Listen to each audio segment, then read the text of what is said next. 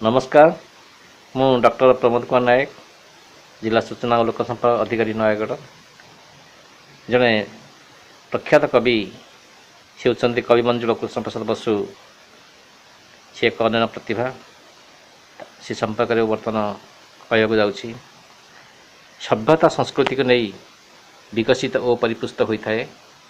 कविता केवल कल्पनार अवलंबन में विकसित हुए नहीं, विवेक व चेतना ता सहित रही थाए। कवि बाग्देवी और कविता देवींकर श्रीचरण तले ढाली दी थाए प्राणर आकुलता। कविटीए समाज रे किपरि जीवन यापन करे ताहा भाबिले मन रे निश्चित भाव में विस्मय सृष्टि करिथाए। तेणु कवि दीनकृष्ण दास तांकर प्रसिद्ध काव्य रसकल्लोल रे कहिसंती, क अक्षरे कलिए गीत केबे हैं एथि न देव हाथ, कवि होइले जानिब एथि श्रम केमंत जे। वास्तव रे जे प्रकृत रे कवि से ही कविर महत्व बुझीपारे। कवि मंजुल कृष्ण प्रसाद बसु एहीपरि एक अमूल्य प्रतिभा।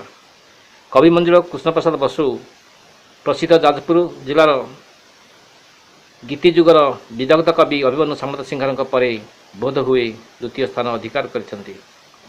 तांकर वियोग परे साहित्य संगीत और संस्कृति जगत रे गोटे जुगर अवसान घटी।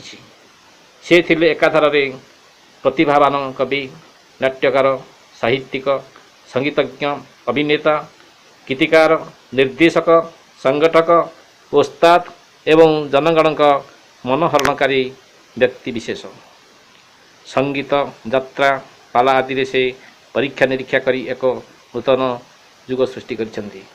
तांकर पाला गुड़िक पाला गायक माने सुंदर भावे परिवेषण करिथांती।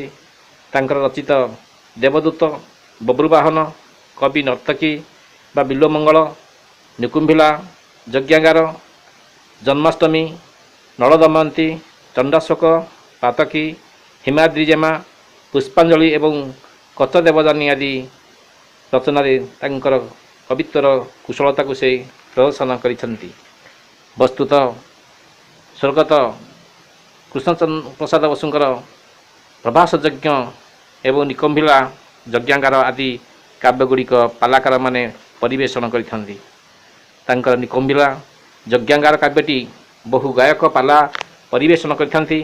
सेही समय से तांकर प्रथम छंद राग कामदी रे बटमूल यज्ञ करुवा दृश्य को अत्यंत भावपूर्ण छंदरे वर्णना करिसेंती।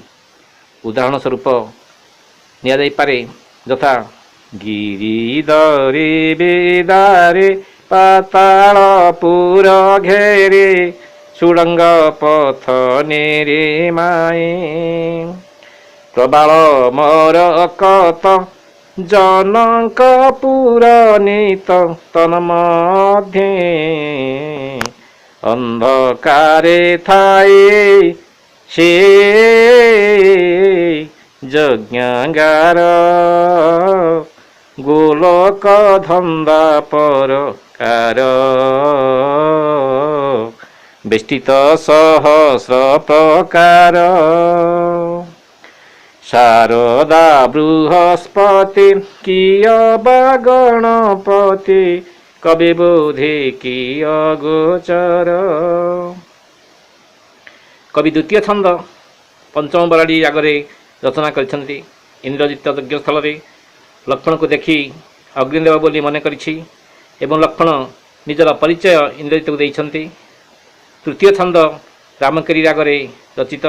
एथिरे विभीषण को इंद्रजित कहिछि जे तुमे समस्त गृहभेद बुद्धि को देखाइछ। तेणु इंद्रजित को कहिछंती विभीषण को जे दनुज कूले जात होए तात कल विहित, नर बानर को डकाए सराइल महत, देवेन्द्र वांछित लंकारे शंका नथिला कार, कहा बळे आसी होइला एहा मरुतांतर। यहाँ पर चतुर्थ छंदरे इंद्रजित उक्ति प्रत्युक्ति क्रोधरे जर्जरित होइछि। कवि ताहार अत्यंत भावपूर्ण भाव में प्रकाश करिसेंती। तथा क्रोधे जर जर रावण कुमर बोइला पामर रह रह, कूल पांशुळे गृह भेद बुद्धि, पाइबारु हसु टह टह मने भाविलु कि विजय पताका टेकिलु कि निशा काले आसी तस्कर पराए निसंग बैरे जिणिलु कि मने भाविलु कि विजय पताका टेकिलु कि यही सब उदाहरण गुड़िक कृष्ण प्रसाद बसुंकर काव्य चातुरीर पराकाष्ठ ठारू परिलक्षित हुए। तेणु आज से कवि स्मरण में यही मोर वक्तव्य थिला। धन्यवाद, नमस्कार।